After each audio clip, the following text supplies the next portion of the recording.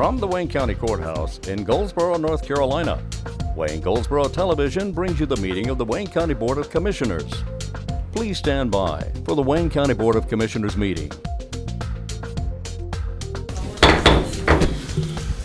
Good morning and welcome to our June 20 Board of Commissioners meeting. Calling the meeting to order this morning, and then I'll turn the invocation over to you, Mr. Talley. Mr. Chairman and fellow board members, I'd like to introduce you today to a native of Wayne County, a veteran serving 8 years in the United States Marine Corps. He is a licensed general contractor and a real estate broker, and he is the children's pastor at Bethel Church. Welcome. Thank you, Mr. Chairman, Commissioners. Would you join me as we pray? Dear Heavenly Father, we thank you for this day. We thank you for life in itself. Thank you for each person present here today and for each commissioner that is willing to fulfill his calling to be involved in this work of public service and for bearing the responsibilities that come with it.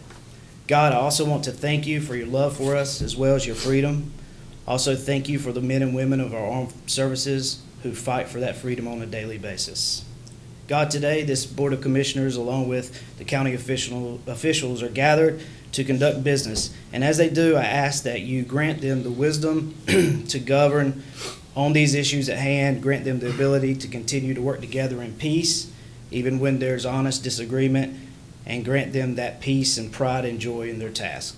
And Father, I also pray for this agenda that's set before them today. Please give them the wisdom to make decisions that would not only please you, but that would also benefit for the good of the people of Wayne County. In Jesus' name we pray. Amen. Amen. Please join me in the pledge. Pledge allegiance to the flag of the United States of America and to the republic for which it stands, one nation, under God, indivisible, with liberty and justice for all.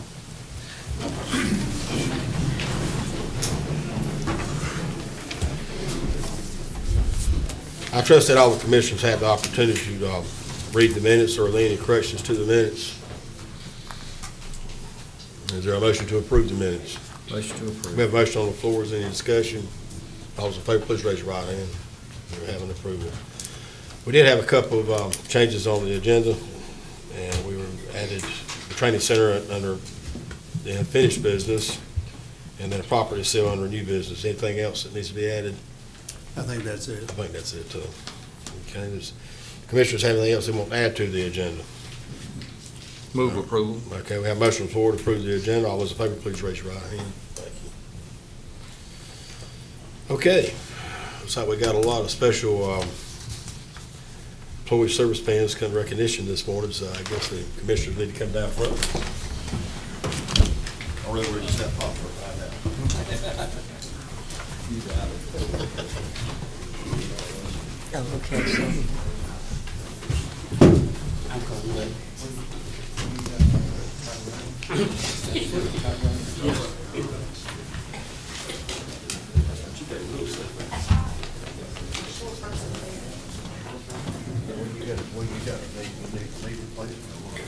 yeah, about both bad needs, but I ain't getting enough done.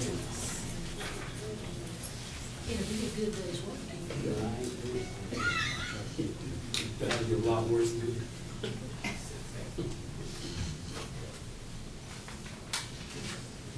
All right, we'll begin this morning with the one-year pins. Shatana Jones with the Sheriff's Department.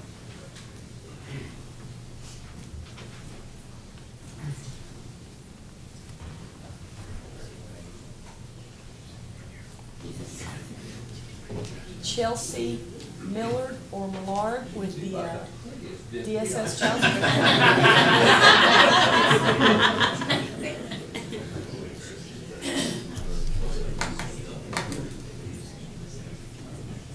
Travis Musselman, Sheriff's Department.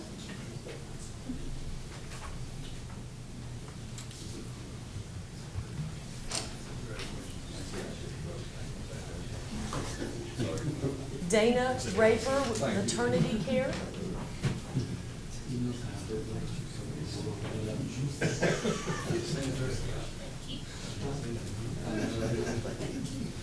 Anna Richards, Health Department with the WIC program.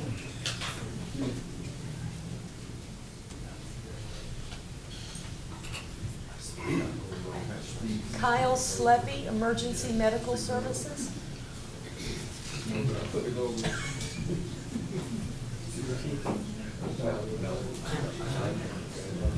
Daniel Spencer Jr. with the jail.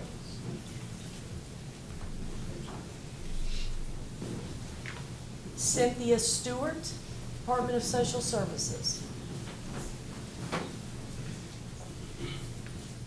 Valerie Stewart, Department of Social Services, Child Support Division.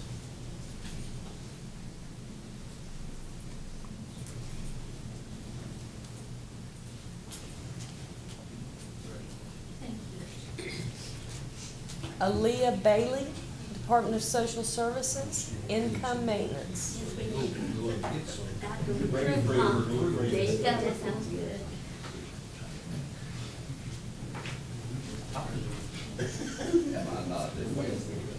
Kayla Kuhn, Non-Emergency Transport.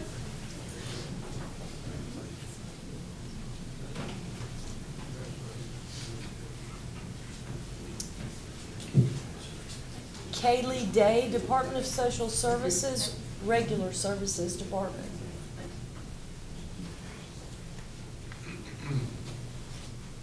Jonathan Grant, Animal Control.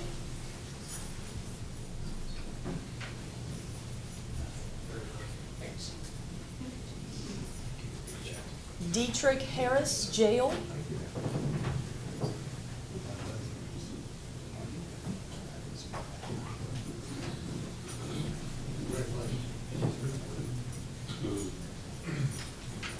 Leandra Nealon, Maternity Care.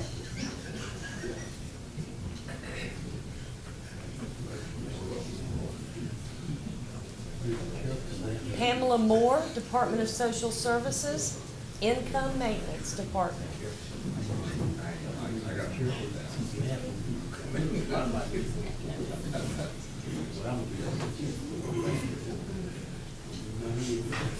I'm gonna mess this one up, I know. Mejia Navarro, Health Department, Child Services.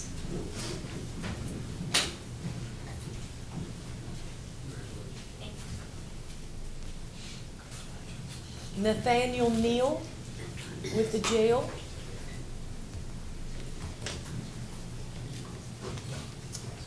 Ryan Preble, Information Technology.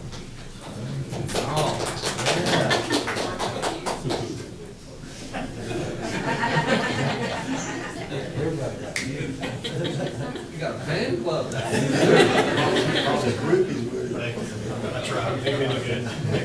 Fayreen Spencer with the jail.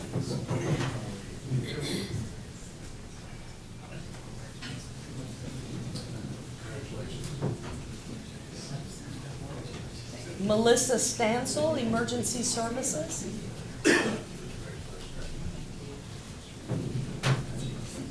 David Witten with the jail.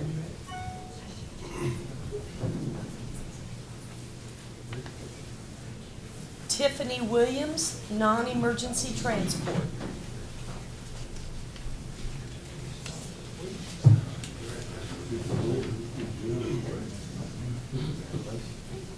And that concludes our one-year service pins.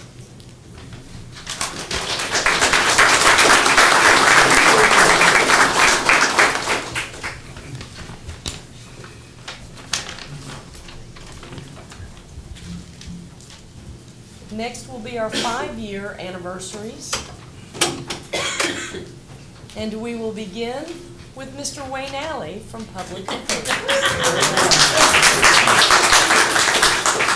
Thank you very much. Thank you. Thank you very much. Are the mics hot? Mics are hot. Okay. You can be heard. Thank you. Then we have Mary. Yeah, really. I can't believe it either. I'm going to wait because while he's up there, no one's going to pay attention to him. Thank you. Thank you. Mary Toft, Department of Social Services, Regular Services.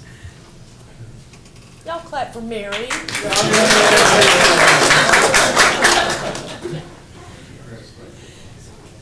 We have Albert Wood with the Sheriff's Department.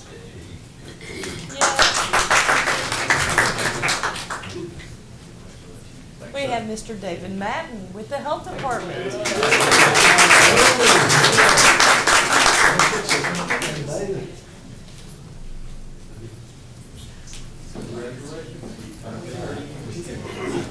And that wraps up our 5-year anniversary.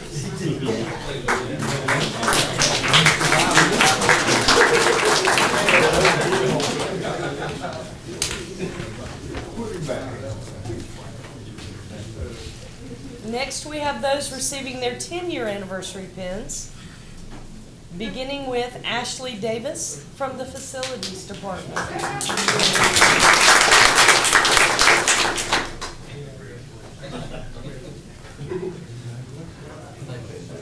Next, we have Carlos Mark Lilly from the Sheriff's Department.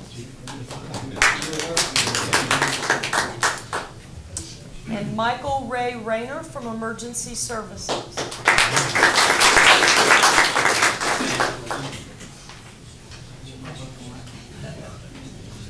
That concludes our 10-year anniversaries.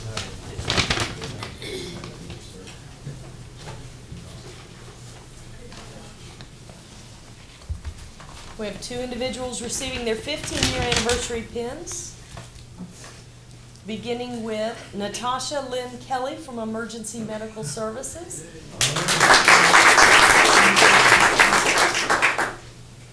And Rosalie Ann Cobb, also with Emergency Medical Services.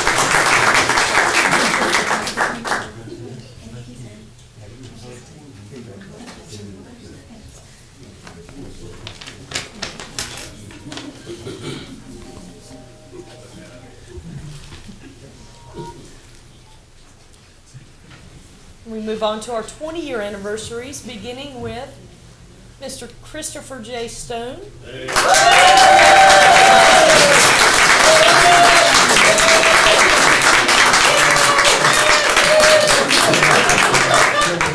Who has a bigger fan club than Ryan Prepman.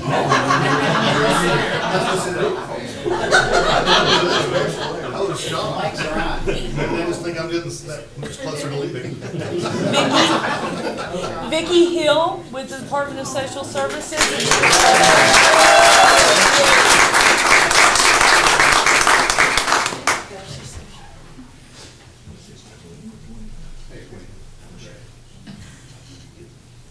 Willie D. Sparks with the jail.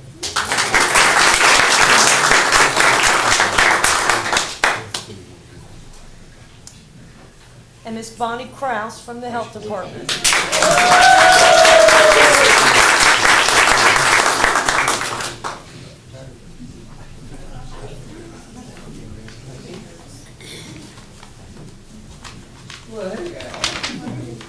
That concludes our 20-year anniversary.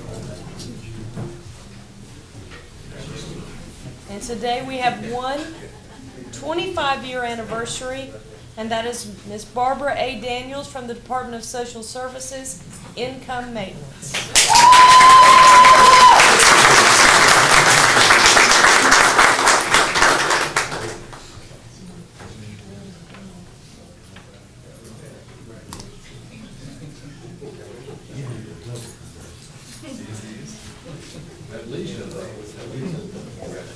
It just hit me.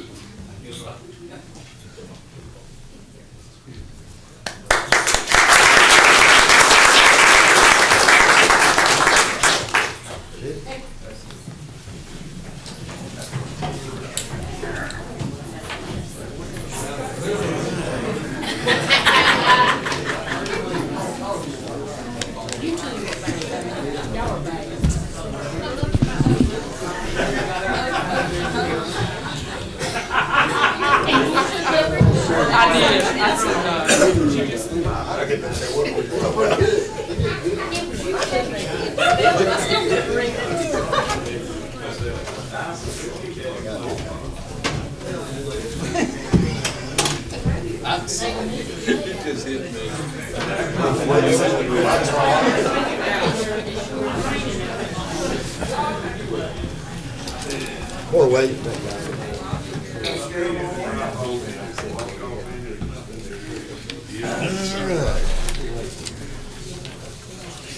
Okay, we're back.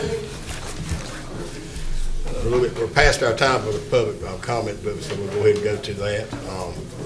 Anyone here that wants to make a public comment, you got 4 minutes. If you'll come out, give us your name and your address and your phone number. And public comment is open.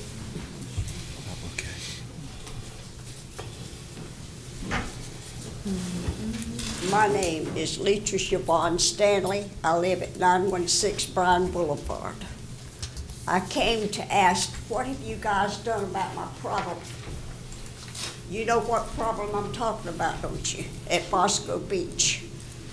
The four-wheelers are still running all night long. The dust is still there, and they're still using the land illegally. I cannot get anybody to enforce the ordinance. And the sheriff says that he's not going to do it. And I did a little homework and found out that Mr. Parker, you advised him, I believe, that he didn't have to enforce the ordinance. Is that correct? I don't think I have ever advised the sheriff that he doesn't have to enforce. Well, take a look at this one. Would you be county attorney? I am. Thank you. I didn't have enough to share with y'all. I gave Mr. Gurley some pictures of the land. All of it now that's in pink is not owned by the city and county. If you'll share that with the rest of them. Bosco Beach has a lot of land. Now, I don't know why they need to be using the city and the county's land. If they'd get on their own land, then it would cut down the dust over towards me. So I asked him for some help. And the land that is owned by the city and county is zoned residential. So that land, y'all are allowing somebody to violate the law by letting them use it. Okay? What you gonna do about it? You see what I'm saying? Right, this talks about city ordinances, it doesn't talk about county ordinances. But And see, since this date, the county has adopted a noise ordinance that we believe is enforceable. And we're working on it, trying right now to see how the sheriff can get that enforced. Well, it led me to believe, maybe I misinterpreted this, that you had a hand in saying he didn't have to enforce the ordinance. We didn't have an enforceable noise ordinance at the time that was written, but there is an enforceable noise ordinance now. It needs to be tweaked a little Okay. to help you. Did you or help to write up the leases on that property? The leases on the property County that property. I did. Okay, it is if you will read that, it is a line in there about the noise and if it causes problems for the neighbors, that it should be able to be enforced. You might want to. Mr. Honeycutt and I are working on it, and we need to get with the city. As you pointed out last time, it looks like a jigsaw puzzle of who owns the property out there. They've been involved with their budget. This board has been involved with its budget. We hope that that's passed, and we will be able to get on your property. How long do I have to wait? I've been working with this noise and this being patient. And this letter right here from the sheriff's department was 2014. I've got stuff going back, even further back, the same problem. Now, I think I've been patient long enough. The city did send out a letter asking them to stay off of their property. Did I give you a copy of that? Well, I can give somebody that's got the authority to do something. Now, y'all can send out a letter too from the county. Thank you, Ms. Stanley, for your time, your comments. Thank you. Is there anyone else who wants to comment this morning? Is there no one else, then public comment section A is closed. All right, with that, there's no appointments. Let's talk about the interim budget, Mr. Wood. Okay. The interim budget, as y'all recall, the reason we're doing an interim budget is we want to make sure that our $2 million problem with the low wealth schools formula is taken care of in the state's budget ordinance, or budget statute, excuse me. And so we're waiting on that. They have not yet adopted, and the governor has not yet signed off on their budget bill yet. So because of that, we want to go ahead with the interim budget. As I briefed you at the last meeting, you can do an interim budget, and we're recommending you do one for 30 days. So this would carry us through July 31st. And there's a statute that dictates what you can put into it, but basically it's a continuation of the current year's budget for 1 month.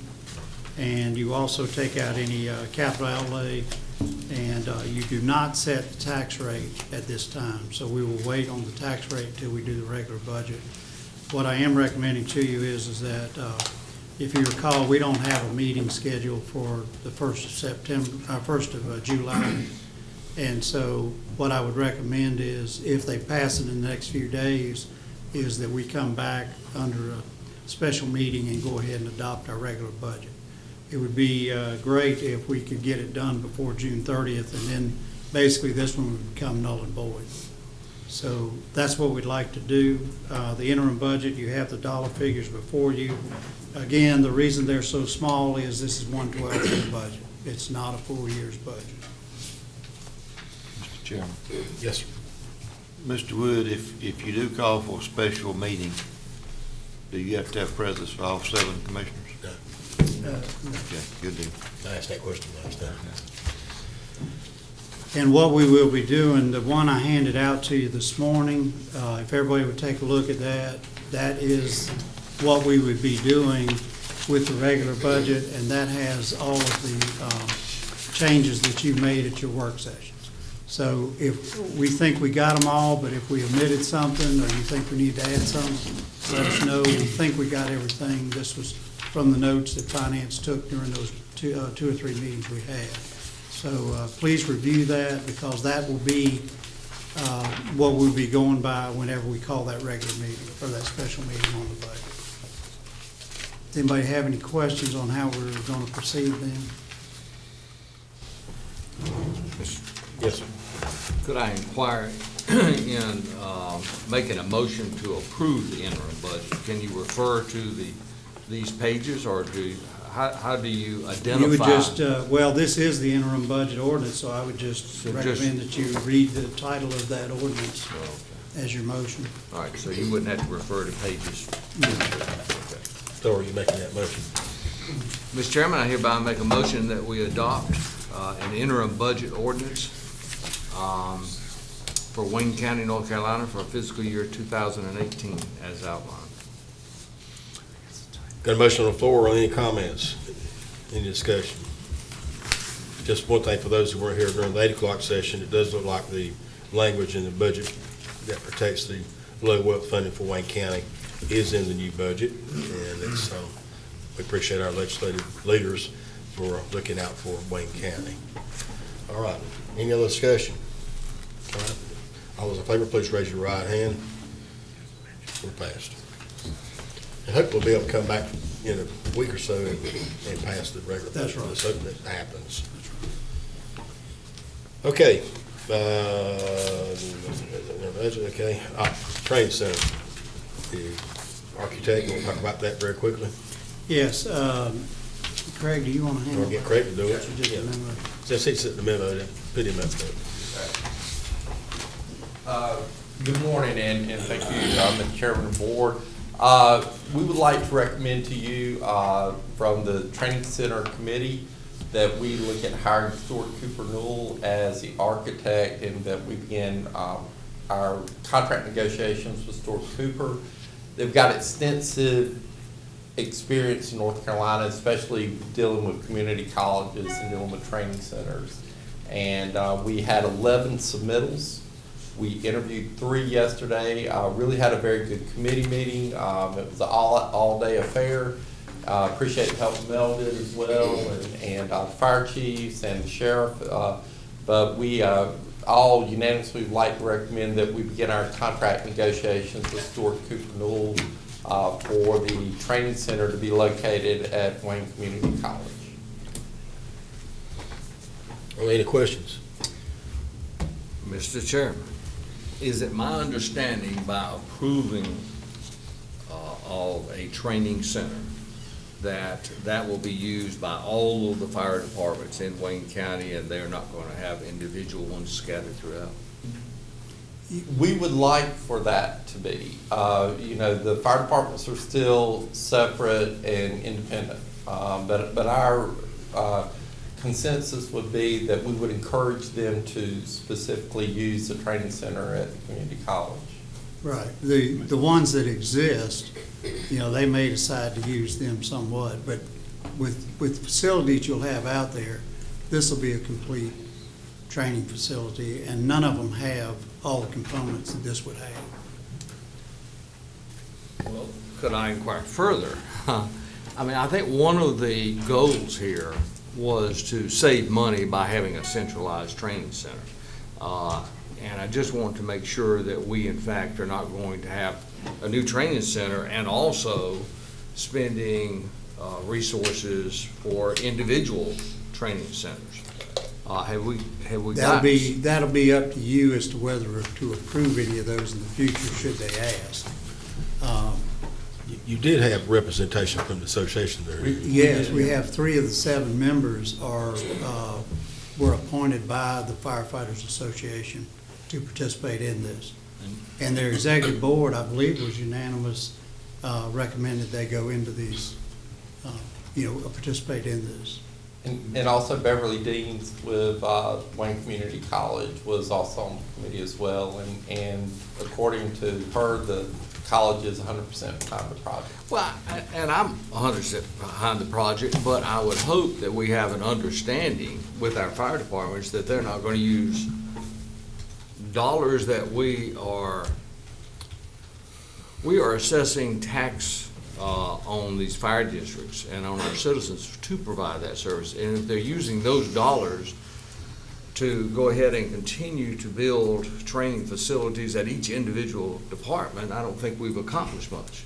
Well, I think what we're saying is, I can't sit here today and tell you that none of the 25 will try to do something like that, but you set the tax rate. Mr. Aycock. Yes, and what Mr. Daugherty is saying is correct. I think our intent is to build a modern training facility at the college that will benefit all of the fire departments, along with the sheriff department and any first responders that go, law enforcement, EMS, Wayne Net, fire departments, whatever the first responders, that covers all of them. But I think if we can get this facility built and up and running, I don't think we're going to have an issue with the fire department still wanting to spend a lot of money at their individual stations. Now, the ones that has already invested money, I'm quite sure they're going to want to keep those facilities up. But those facilities is nothing to the magnitude of what's going to be out at the college. But I think once we get this thing up and running, that I really don't believe we're going to have a problem with the individual departments wanting to go out and spend big bucks. I mean, sometimes you need some small things around your station or whatever to work with, but nothing like the magnitude of what this is going to be. And I really think that the problem will work itself out. I defer to your judgment. Thank you. Any other comments? Was there a motion to approve? So moved. Been a motion on the floor. Any additional discussion? All those in favor, please raise your right hand. Thank you. And the final contract will come back to the board for final approval, so this will just start the negotiation of it. Thank In the 8 o'clock session, we went over the consent agenda in pretty much depth. Does everybody have any additional? I would just like to make sure that whoever makes the motion, that we make it clear that we're adding those budget amendments that she went over that were in addition to what's in the book. With the addition of those budget amendments. Was there a motion to approve the consent agenda? So moved. Got a motion on the floor, any discussion? All those in favor, please raise your right hand. Moving on to new business, and we got the Director of our Health Department, Mr. Davin Madden.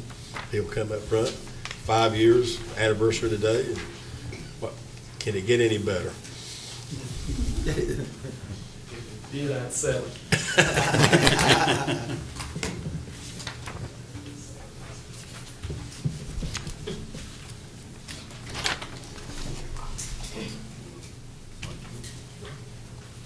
Well, good morning, Chairman Pate and Commissioners. I'm happy to be here before you this morning. I appreciate you allowing me a little opportunity. I'm here with Salita Graham. I just want to introduce her. She's not going to do the talking because she's new and we don't want to run her away because we just saw this wonderful celebration. I got my beautiful pen. It's a good testament to the work morale and enforcement here in Wayne County as an employee. I think that was a good invitation this morning. And I'm going to talk a little bit about that in my presentation. But this is Salita Graham. Just like to introduce her. She's our health education supervisor. And she was originally with us as a health educator for several years, did a wonderful job, and we were lucky to bring her back now as a program director. And she's actually did this presentation that I'm going to talk to you about. So I just want to make sure she has an introduction. Good morning. Good morning. All right, I'm here today to talk a little bit about the community health assessment.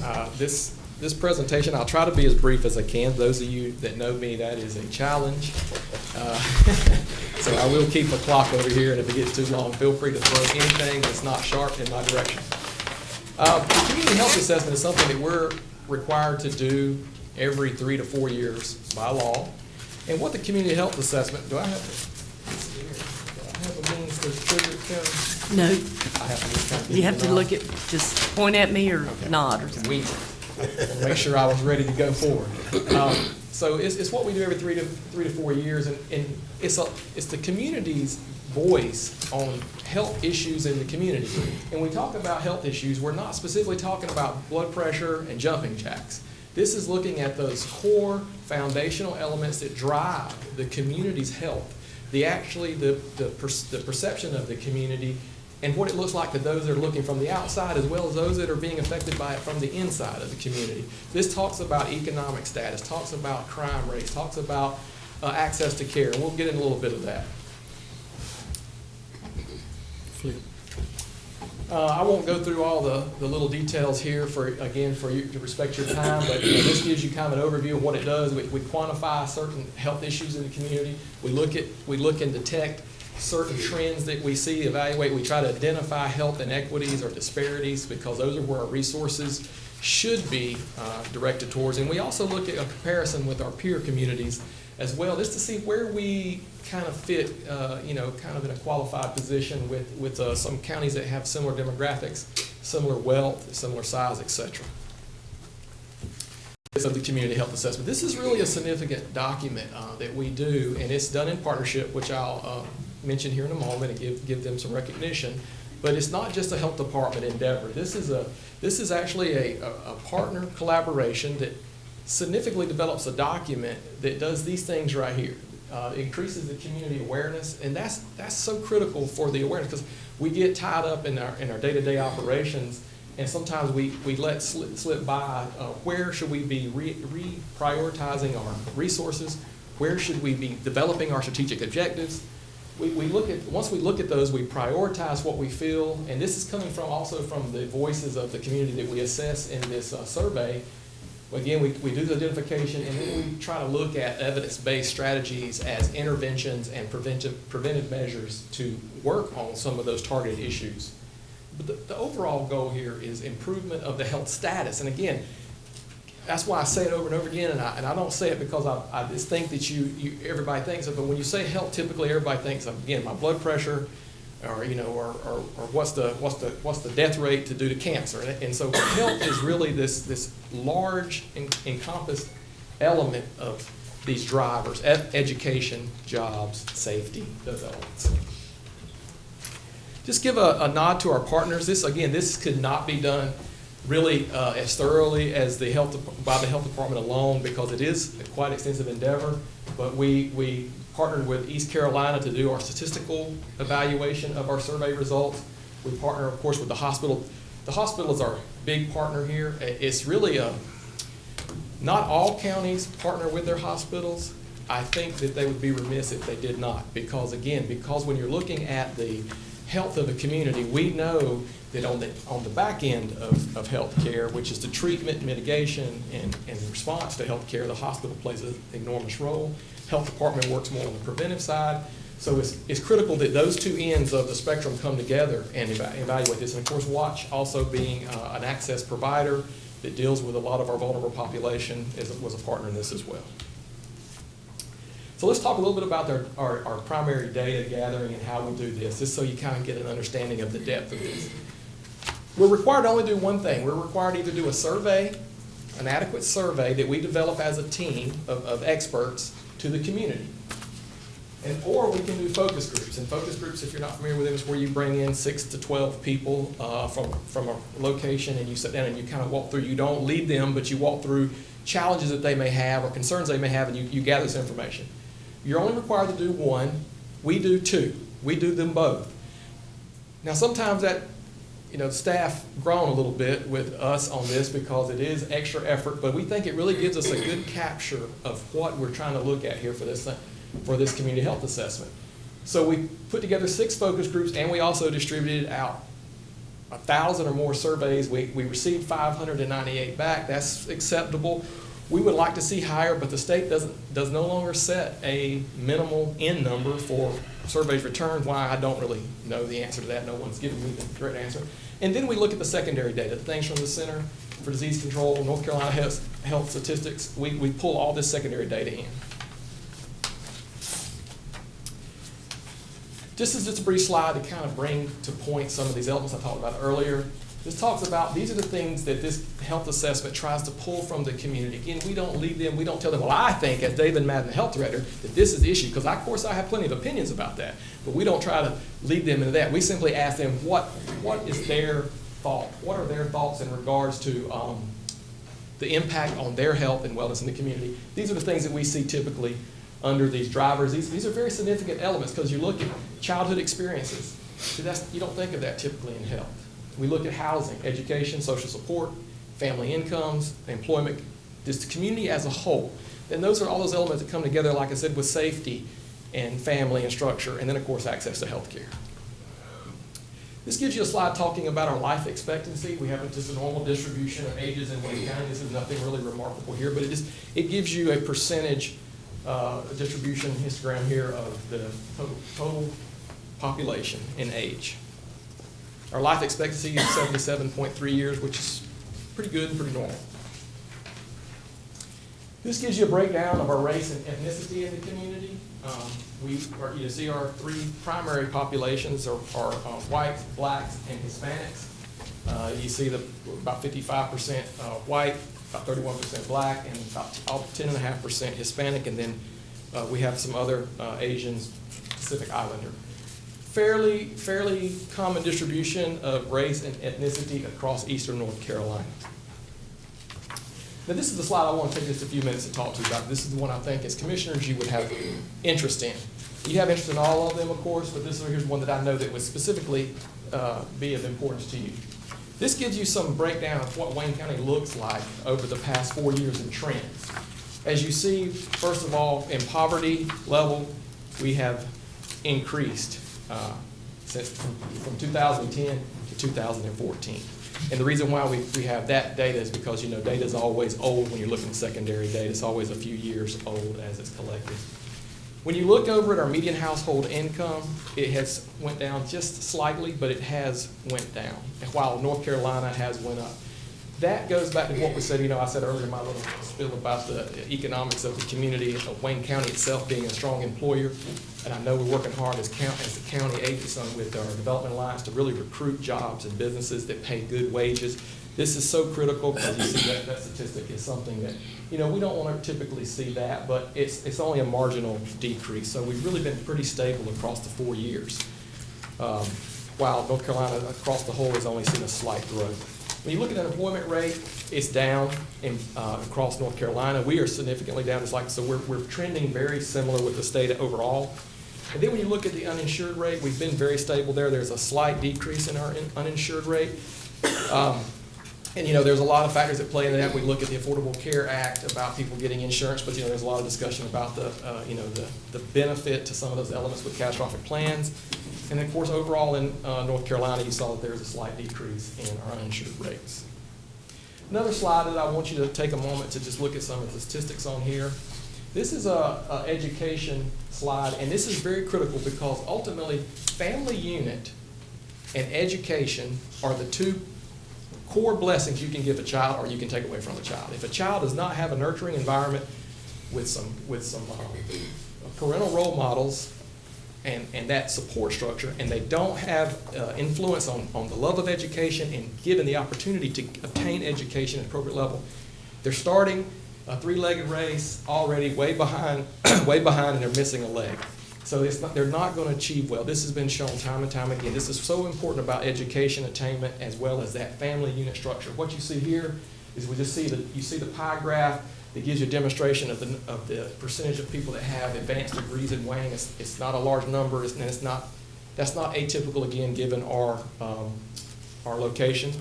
What you do see here, though, is our graduation rates, I'm proud to say, have actually gone up. This has been a significant thing, even though it's still the graduation rate is lower than it should be because only about 80% of the people that begin the cohort of students at 9th grade actually completed all the way to the 12th grade. So that means that 1 in 5 are not making it through. This is unacceptable, but still it's went up, and that's a good thing.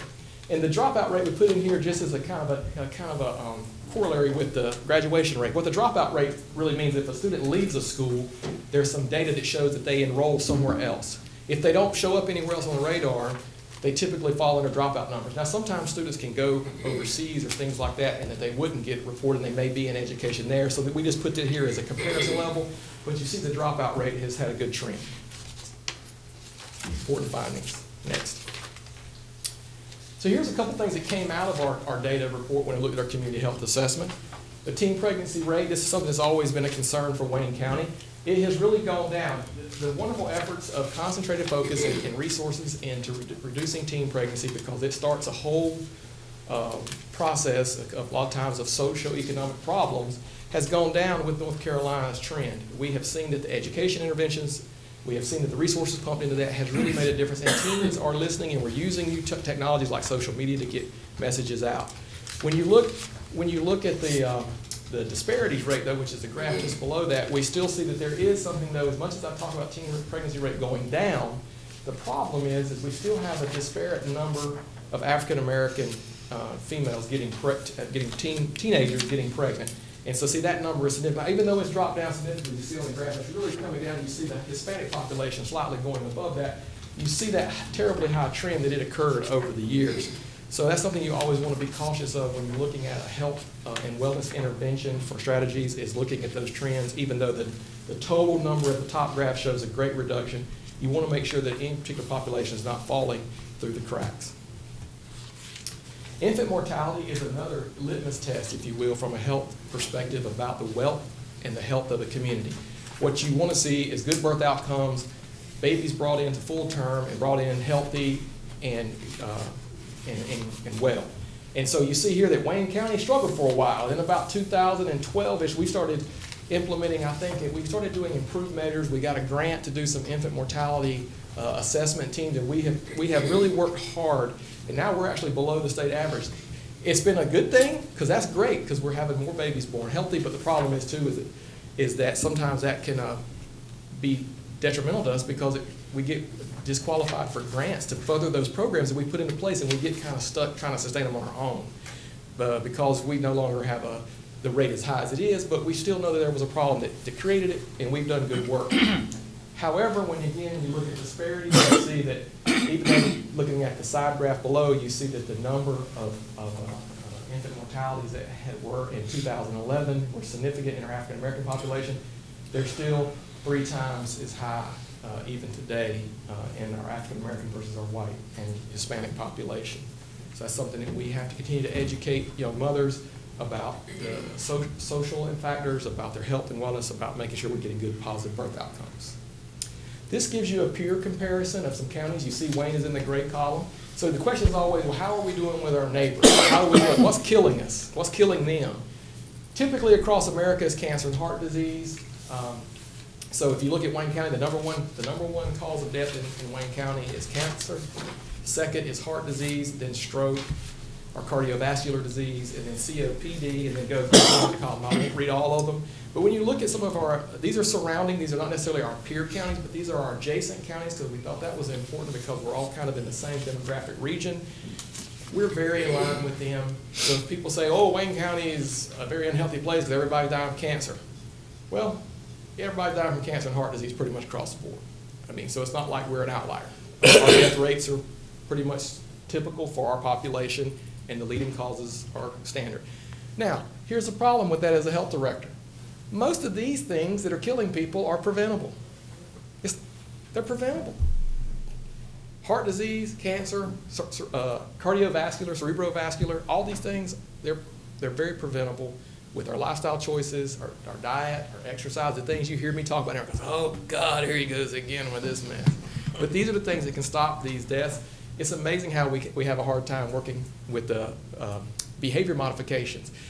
The studies have shown that I can teach you, I can talk to you, I can preach, I can sing songs, I can even do a little jig up here if you want me to make it seem more interesting.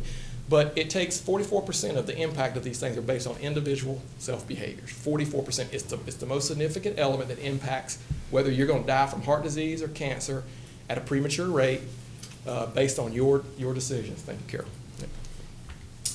Here's gets to break down because everybody goes, what kind of cancers are killing us? Well, unfortunately, lung is still the killer. Now, we've worked hard about working with smoking cessation. This is tobacco country. I respect that. I understand that. Put a lot of people through college. I've built a lot of houses and farms and families, so I'm definitely sensitive to the agricultural side of it. But unfortunately, it's also killing a lot of people still, even to this day. You look at when you look at some of the other deaths over there are a wide variety of different types of cancer, from bone cancer, melanoma, etc.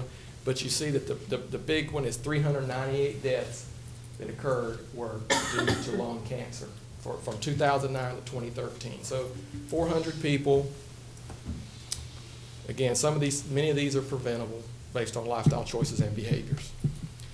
Just some risk factors. You just take a quick look at this because I'm moving on, about to get ready to sum this up. You see that these are some of the things that, again, when you look at these risk factors, let's look at hypertension, smoking, obesity, unhealthy diet, physical activity. All these things most of these things have an impact that you can influence. The impact on your health are influenced by what you do. You might not can change your family history, and you certainly can't change your age, but you can change a lot of the other elements that impact your health. HIV and sexually transmitted disease, this is always a hot topic because people don't want to necessarily know what your disease rates are here in Wayne County, but I want to show you that outside of that old culprit chlamydia, which always seems to just rally the troops and always stay high, gonorrhea and HIV and syphilis we've seen a reduction in those rates over the past several years. This is a good thing. This has got a lot to do with our intervention strategies, education, and trying to change behaviors, but again, chlamydia is one that we just have a hard time getting a handle on. Here's mental health admissions. I want you to see this one because this is, again, talk about our funding. If you look at these are emergency department mental health admissions. If you look for the North Carolinians in the green, we see there's been a little slight increase and it's fairly stable.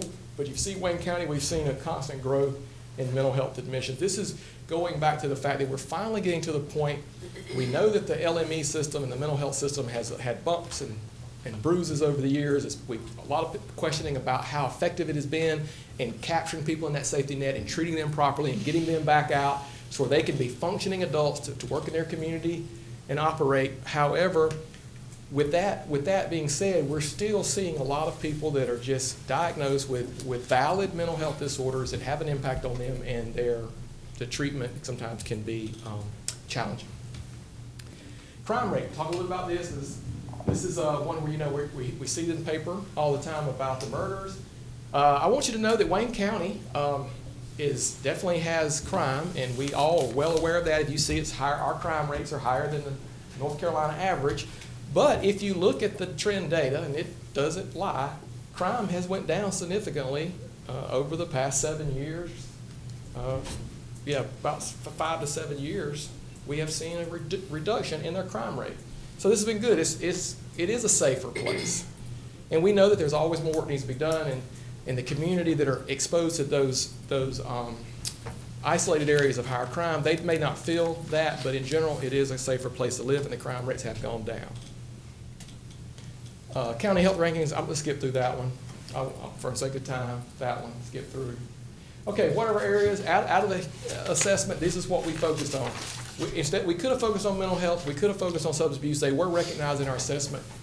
We still think they're a priority, but when it came down to it, healthcare access, education, and health conditions are our focus areas. These are the areas that, as a community, people should look at putting their strategic alignment and plans with, because these are the ones that have the fundamental impact on where we're trying to get to with a healthier community. This gives us a little process step that I will bore you with. Next. Oops. Other way. Sorry. All right. So ask your question is, what are we doing? Well, what we do after we do this is we develop action plans with our community partners. We look at areas for improvement, and we try to use that to, and we don't just do it ourselves. Again, when you see these issues that are recognized as disparities I talked about, and also the good things we can pat ourselves on the back about, like the teen pregnancy rate and crime. The point is to stay focused, to continue the good work that we do, but also to use this document as a guiding tool for all of our partners that are looking to have, part of their mission is the health and wellness of the population of Wayne County, for grants, for strategies, to look at areas that they may have not put their priorities in the past, and they put their priorities in the future. Thank you for your time. That concludes my presentation. Questions? Comments? Are you willing to take questions? Sure. I'll take John's done. I might not be willing to answer them, but I'm always willing to take them. On the mental health side, do we count all mental health or just pick out the Wayne County one? Because we get a lot of people from other counties because of Cherry Hospital and other entities. Those reports would be just specific to who's checked into the ED at Wayne, UNC Healthcare Wayne Memorial. So it doesn't necessarily mean it's a Wayne County resident. It's everybody that comes in. Okay. Does that answer your question, Mr. Bell? They're not all, that's not just Wayne County residents. That's the number of people that went into the ED with a mental health issue at the hospital. Right. The reason I asked that question because a lot of people get out at Cherry and they stay in the local area. Yeah, that's correct. But those still are part of our community. Yeah. And regardless of where they're from originally, that's something that we get basically faced to deal with in the challenge of how to get them referred out to appropriate sources to get them stable, make sure their medications are being kept. What we see, one of the biggest issues is noncompliance of medication use. And you talking about drug testing earlier, I'll just bring up one little point to you. It's very interesting. Right now, North Carolina, unfortunately, is the leading state in the nation for chronic opioid painkiller prescriptions. 97 prescriptions per 100 people in North Carolina.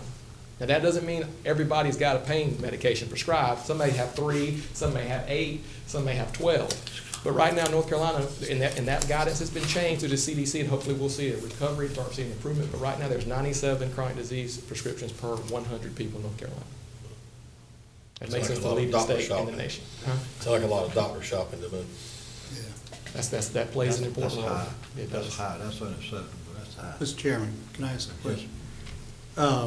Do the African-American statistics include the Haitian population down around Mount Olive, or are they under the other category? They are under the other category. Other category? Yes. Okay, thank you. I did have a question. You've done a phenomenal job in regards to reducing infant mortality. I mean, and I understand what you're saying in regards to grants. My question is, do we have the resources to sustain those programs that evidently brought that drop into being?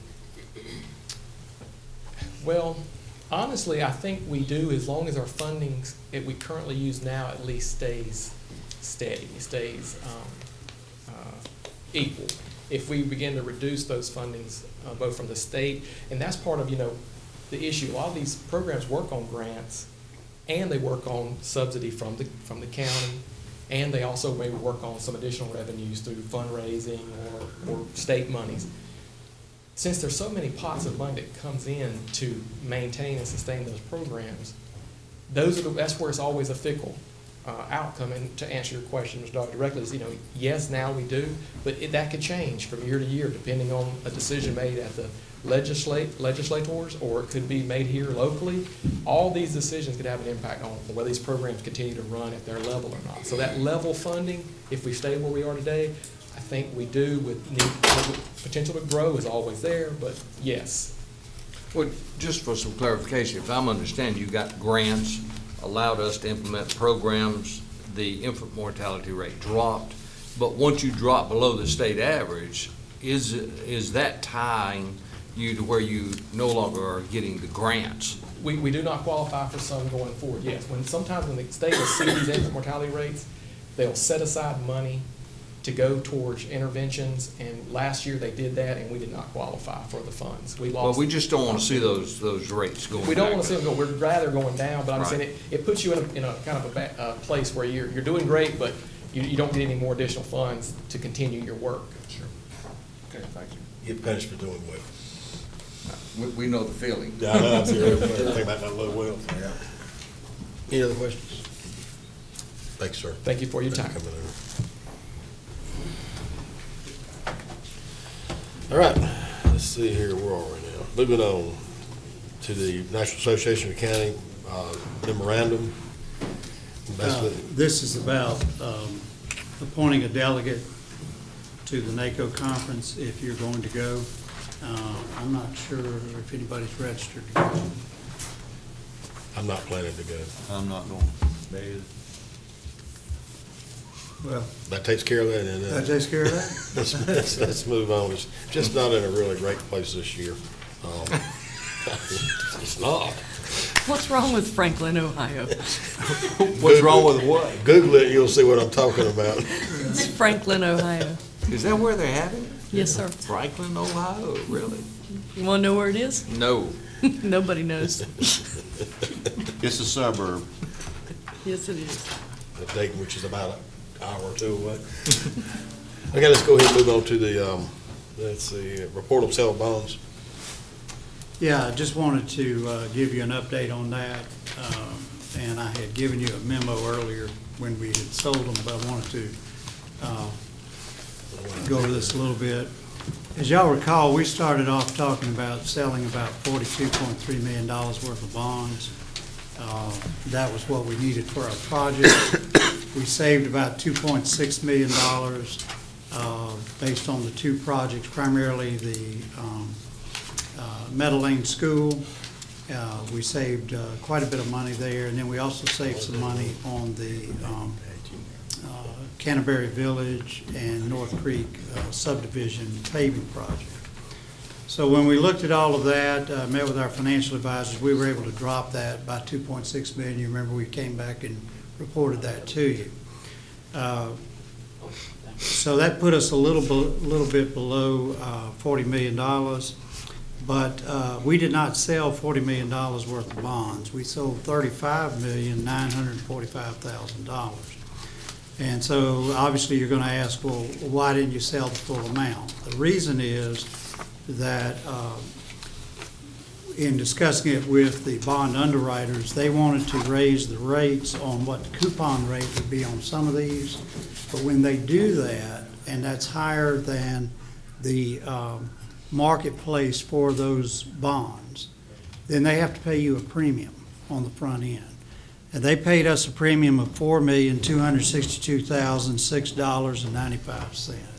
So basically, you were able to reduce the amount that you borrowed by that amount. Now, you'll end up paying that back out as part of the coupons over the life of the bonds. But it makes them far more marketable, and we had a very good sale on these. So I wanted to go over with you our average yield, called the total interest cost was 2.72%. That's an extremely good rate for 20-year money. The all-in amount was 2.81%. So again, those are extremely good rates. If y'all remember, I think when we did the school bonds 2 or 3 years ago, I think those sold for like 3.34%. So we've hit the market right. I don't know that it's that much we've done. We just, it just depends on when you go to the marketplace.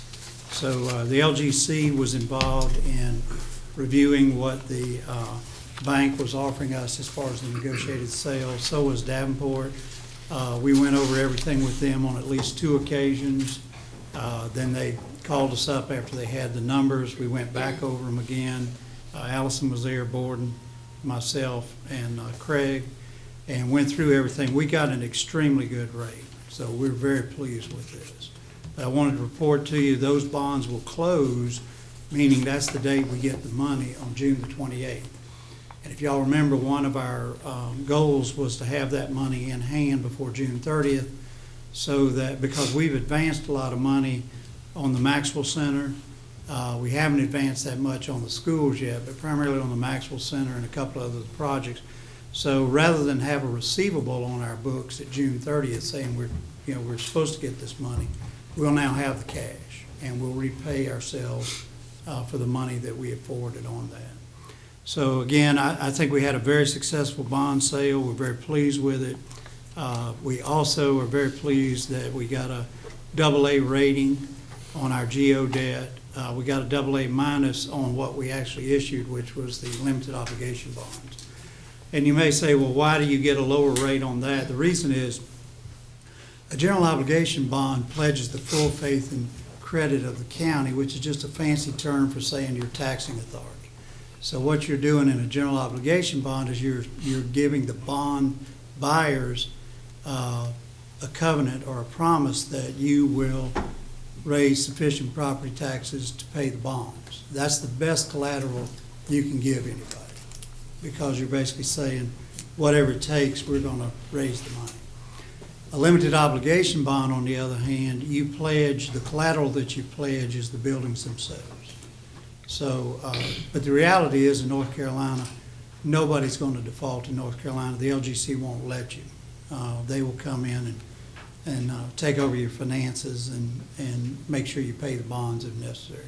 So, but a AA rating, North Carolina, what we find is, the LGC is pretty strict. We have to go through them to get approval on any bond issuance.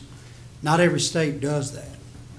And because of that, and because they monitor our audits, and because they have the authority to come in and take over the finances of a entity that's in serious financial trouble, North Carolina bonds typically sell like they're about a half rating higher than what they really are in the national bond market. So for all of the aggravation that our finance director had to go through in preparing everything, it's worth it in the long run. You get a better bond interest rate. So that's the overview I wanted to go over with you. I'll be happy to answer any questions. So basically, again, we issued just under $36 million of bonds, not the $42 million that we originally started with. But this will generate net proceeds of $40,005,215.95.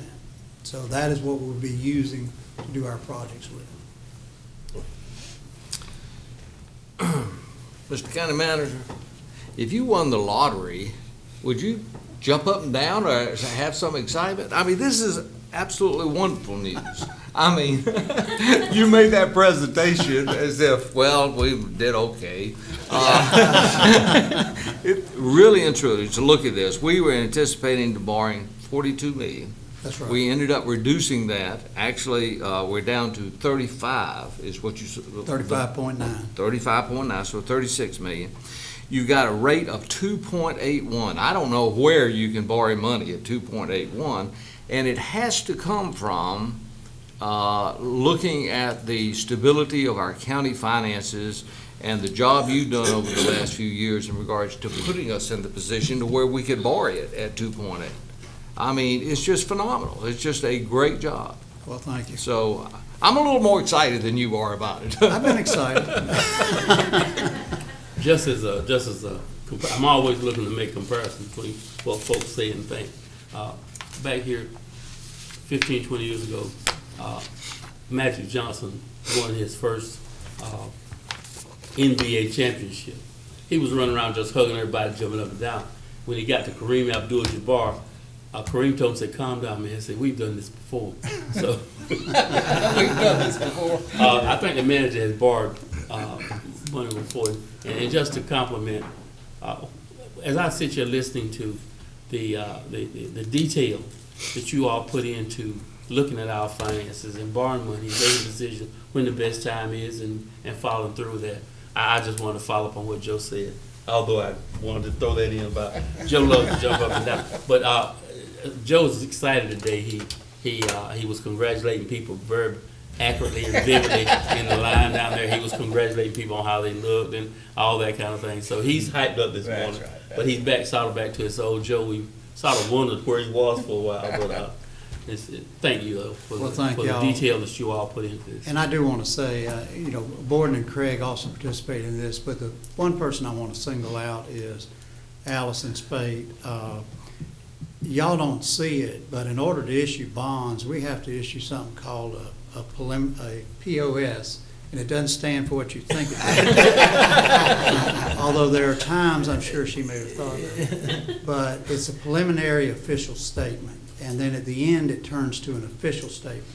But that is a lot of documentation we have to put together, and it's really like the solicitation for people to buy the bonds. But these investors want a lot of information.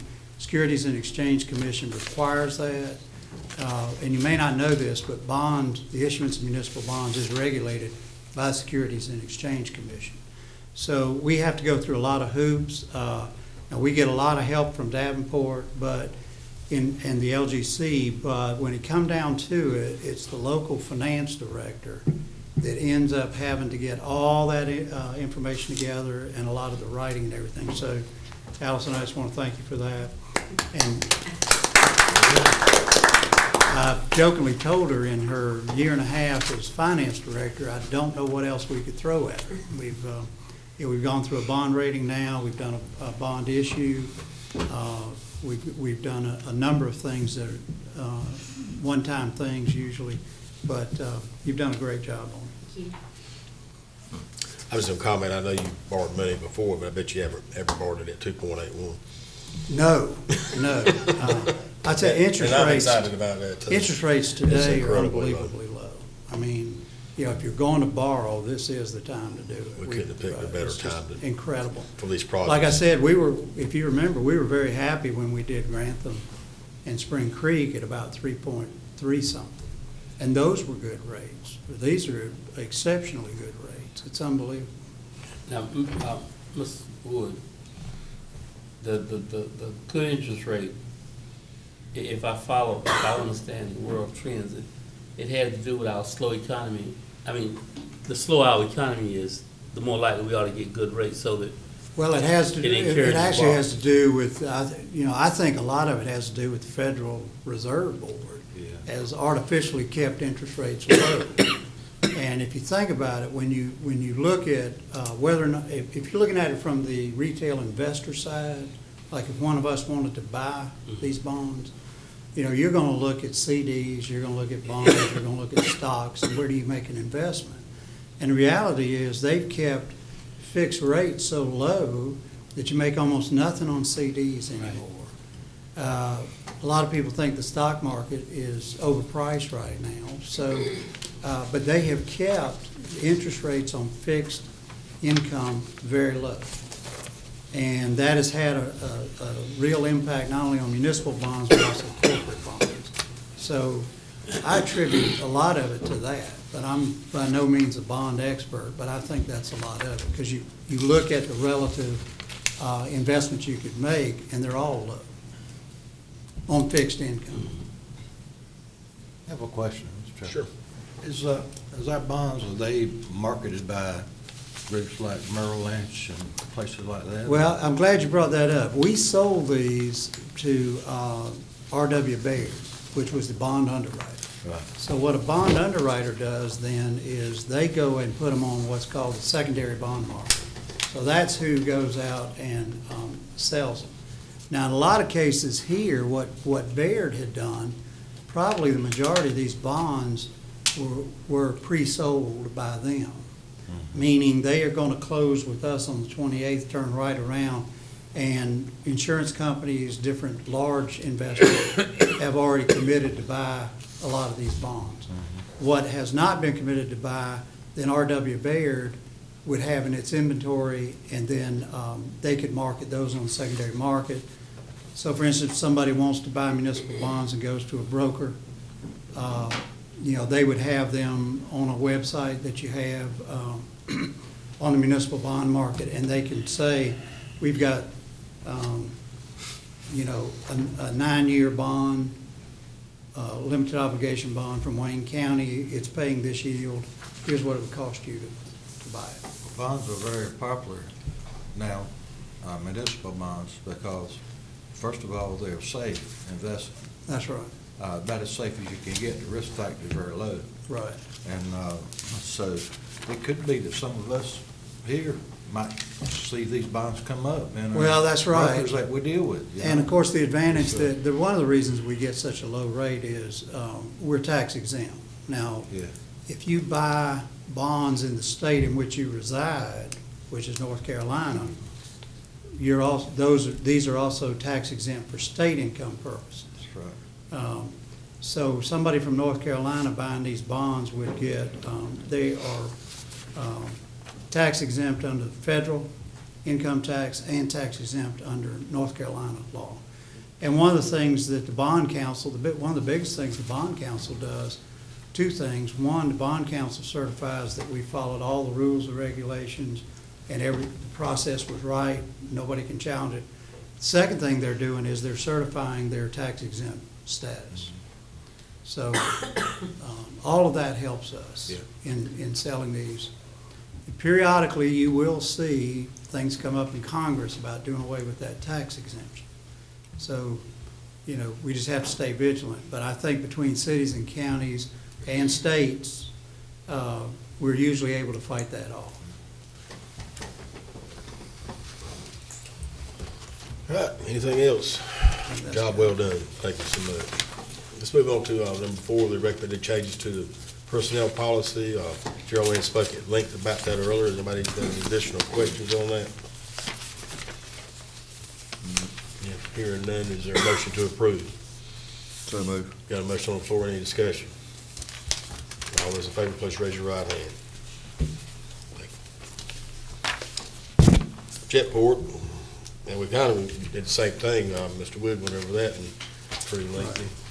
Anybody got anything else they want to add to that? Mr. Chairman, I make a motion to approve the Wayne Executive Jetport Transportation Improvement Program project list for 2017 as recommended by the Wayne Executive Jetport Advisory Committee. We have a motion on the floor. Any additional discussion? All those in favor, please raise your right hand. And we had a property sale, and you passed that out a little bit earlier. Right. These are 2 properties, and as Noel tells you here, these are jointly owned.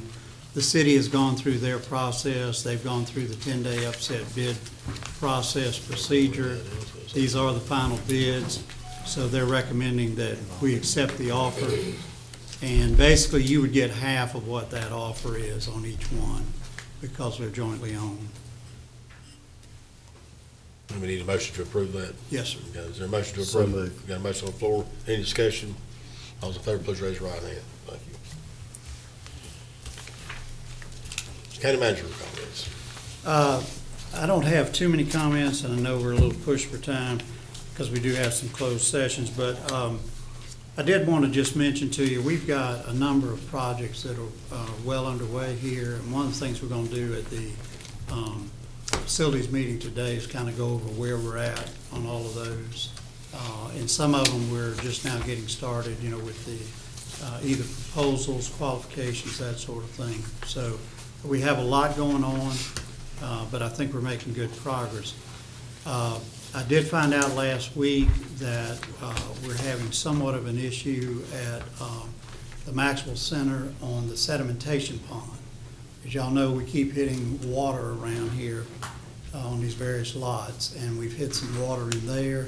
So we have the site engineer, the civil engineer that's doing the site work, looking at that now. We should have some proposals to us by the end of this week. But I'm going to go into a little more detail with the Facilities Committee on that today. I think that's the main thing. Other than that, everything's progressing.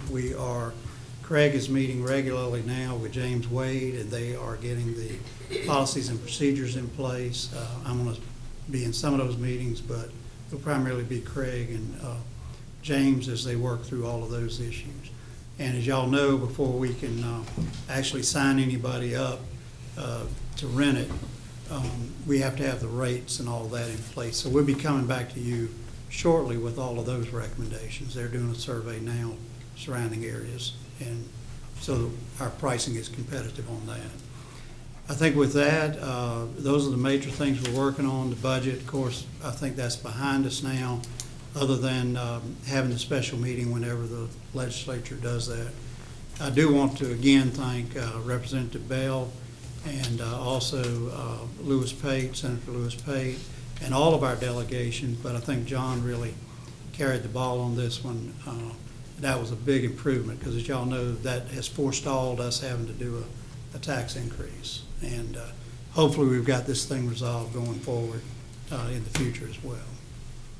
So with that, I think that's the main thing that we'll be working on, is just trying to finish up, continue with a lot of these projects that we have going on. Okay. County Commissioner comments, Mr. Ruckoff? Just one. Last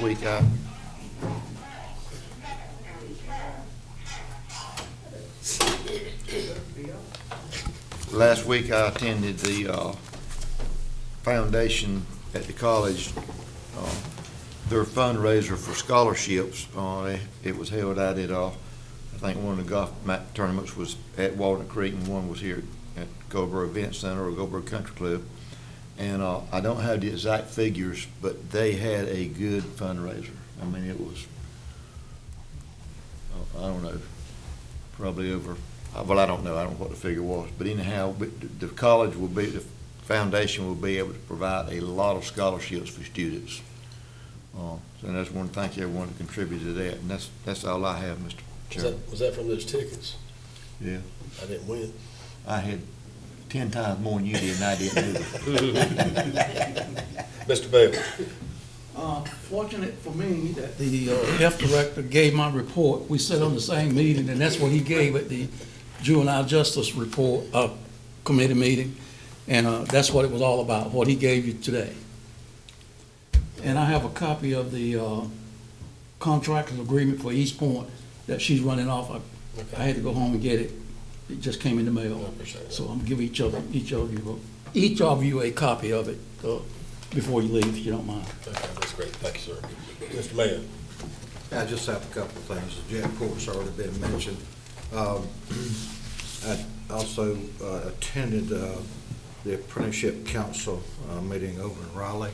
Just as a matter of information, the new budget for the state, the North Carolina Apprenticeship Program, what used to be under the Department of Labor years ago, and 3 years ago under Governor McCoy, it moved over to Commerce, and now the transition is, the legislature has decided, and I think it's a good move. At first I had some concerns, but it's being transferred to the community college system.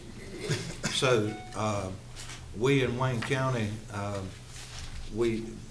it's going to take a while. We're going to continue to operate as we are, because it may take a year for all this to take place. You know, all the funding and everything has to be transferred to the community college. So, but the fact is that we will certainly have, I think, a little more control locally, because the college implements the programs anyway to qualify us for the friendship program. So, you know, like I said, I had a few heartburns to start with, but in going to this meeting and seeing the commitment that the Apprenticeship Council staff has to this transition, I think it'll be a good thing. Coming up this coming week, we have a DSS board meeting. As you know, our new interim director has been on board for a month or so. I actually attended a supervisors meeting yesterday, first one I've ever attended, and you would not believe the attitude and the people, the supervisors that were there. Every single one had nothing but praises as to what is going on at DSS, which is attributable to what the commissioners and the county manager and all of us have been in support of. So I just want to make sure that we continue to move forward. We are in the process of, and the consultants are here today, they'll be here at 10:30 to talk about and start the recruitment of a new DSS director. So everything is moving along.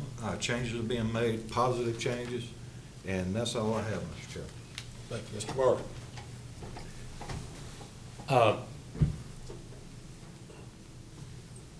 Since the last, I think I might have missed the last meeting we had, but prior to that, I was at the Dillard Goldsboro Alumni Mark Scholarship, and I spoke to them as a welcome on the part of the Board of Commissioners, and of course the other representatives from the school system and community were there as welcoming also. But I'd like to give a little bit of a shout out to Ms. Tracy for helping me with some information. And one thing that I asked about, and she was able to get for me, was what kind of impact that groups like that have on our economy. And they're not big like Wings Over Wayne, but groups like that coming into our county, coming back home, contributed quite a bit.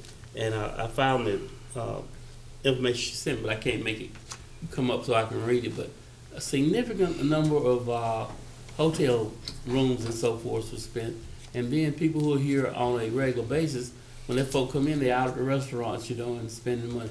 So that's just a positive side, and I look forward when MRAC is up and running. That and John and I talked about this. Fraternities and sororities in the minority community is very active, and I have been to some functions that they had out at Walnut Creek, and I've never seen a more impressive group of folk out there and role modeling for our anytime groups like that come to town, put on events, people see them coming and going. It's a big role model kind of thing for our youth. So first of all, thank you, Ms. Tracy, for having me. She sent so much information to me on the front end. I could have made a 2-hour speech they gave me. I tried to stay up there only about 3 minutes. But thank you for all that information you gave me. Thank you. Thank you, Mr. Dauber. Well, I'm wound up today. I suppose the first thing I want to say is this report has got a lot of information in it. David and his staff worked very hard to put this together, and I really urge everyone to really take a look at that. Some of the things that I was glad to see since the time that I was on the health board, and that is infant mortality rates are going down, and that they have finally gotten some control in regards to communicable diseases. They are, in fact, working very hard and doing a great job over there. And I know it's a thankless job sometimes that David gets, but he's done a real good job.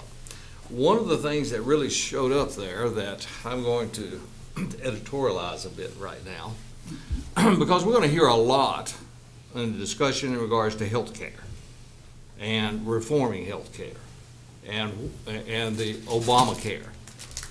We've got to recognize basically what it is. I know of a family that is paying $24,000 a year for a health insurance premium in order to cover their family, and their deductibles are $10,000. Now think about that for just a minute. That means the first $10,000 that are spent, after spending $24,000, the first $10,000 comes out of pocket before anything is covered. That's what we have now in regards to health insurance in America. It is an absolute catastrophic. You have really got to have an injury like I had in regards to an open heart surgery where you would even have any claim on your insurance. The other thing that I want to point out, and that is in Wayne County, those people that were uninsured was basically reduced by 0.1%, if I saw those numbers correct. So with the addition of Obamacare, still we have got basically the same number of citizens that do not have health insurance. And if they have health insurance, it's really no good.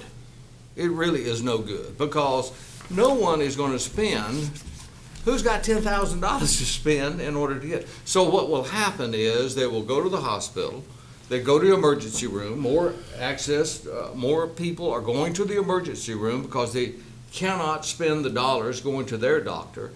And it's just a constant problem. Hopefully, the House and the Senate are going to find some resolution to what we have now in America. Thank you, Mr. Chairman. Mr. Chairman, before we move on. You already spoke. No, Joe, I'm not here to contest what you're saying. Okay.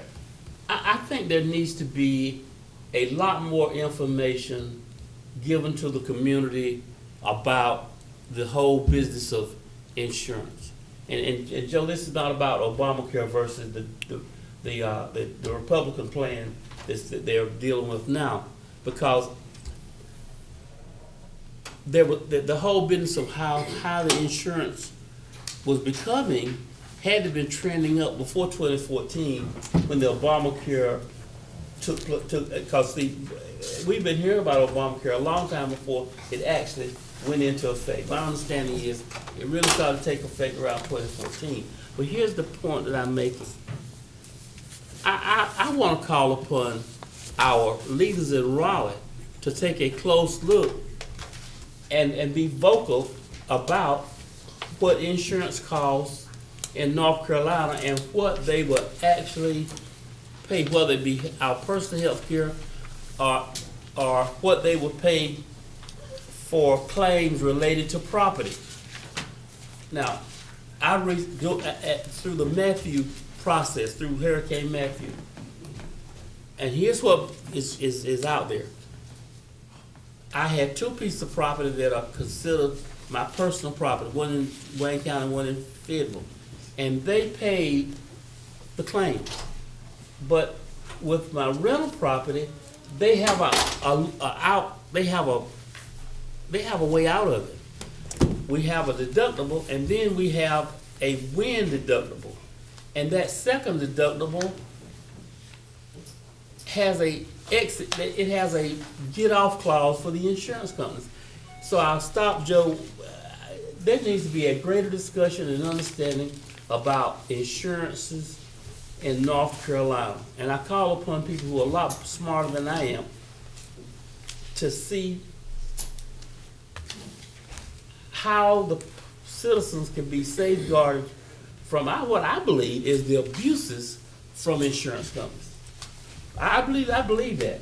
We need education and direction and input from folk who can come and share with us. Because it doesn't make sense for what you said to happen to families about this whole business of health insurance. It just start trending up, and I think it's out of control. Mr. Gurley. Gentlemen, I'm delighted to see the progress and beginnings of the new master plan for our public safety training center. That was good news today. It'll take us far into the future for all of our public safety people. And the selection of Stuart Cooper Newell is an outstanding selection also, having with their 911 centers can make a good marriage, I think. They do an outstanding job. I've talked to folks across the state in years past that usually do a good job, and I think we'll be very satisfied. Thank you. May not beat this insurance thing to death. But I just recently had, surgery on my shoulders, you guys know. And I feel fortunate that I've got a state retirement plan that pays better than the $10,000. Having said that, this cost me $6,000 out of pocket. I had surgery a few years ago on my neck, and I think the maximum was like $1,100. So it had really jumped up. It's not just Obamacare, it's everybody's got basically the same problem. I'll move on from that because I complain about my shoulder all the time. Yes, sir. I just want to make one comment going back to Commissioner Doherty. And this is, I don't usually call names, but Commissioner Doherty, I'm glad that you and I don't know the same people. Because I don't know of anybody that pay that kind of insurance. You got the same insurance I got. That's the bad thing for you. I want to thank the staff for doing a great job on the budget. It's always a lot of hard work. Had to travel around the country to buy shoes and stuff, I'm just kidding. But I want to thank you. And now that we've gotten past that, and hopefully we'll be able to come in and vote on that sometime within the next couple of weeks, that we can focus on the things that we've kind of put on the back burner, like our broadband initiative, which I had somebody stop me in the store yesterday and ask me, where are you on that? So I said, we're working on it. Yeah, we hope to have that to you shortly. Yeah, and then the brick paver program, that we're talking about at the MRAC, we got people still asking about that, and I think we got the RFP or whatever it is we got. That's right. Together to do that. And on the comments that the attorney made about BOC, that ordinance does need some tweaking. Apparently the sound is not quite at the level it should be, because we do want to be sensitive to those folks who live out there and have to live with that every day. We do intend, and what Gordon was talking about with he and Craig, they're going to be meeting with the city. As y'all know, we do have a patchwork quilt out there. I think I went over that with you sometime back. One or the other needs to control all the property. And they want to give it to you, and you want to give it to them. Let's give it to Miss Stanley. But it is FEMA property, so it's got to be one or the other of us. But all kidding aside, that's one of the first things I think that needs to take place, and then we can move from there. I agree. And she's been complaining since Floyd. A long time. Since I've been a commissioner. And Ship was a pony. But those are my comments, and I think it's time we need to go in closed session, and that's for what reason? To consider the expansion of industries and businesses in the county, instruct staff on the terms of possible contract to acquire property, to consider qualifications of an employee, and to consult with me to have attorney-client privilege. Okay, is there a motion to go in closed session? Got a motion on the floor, go in closed session.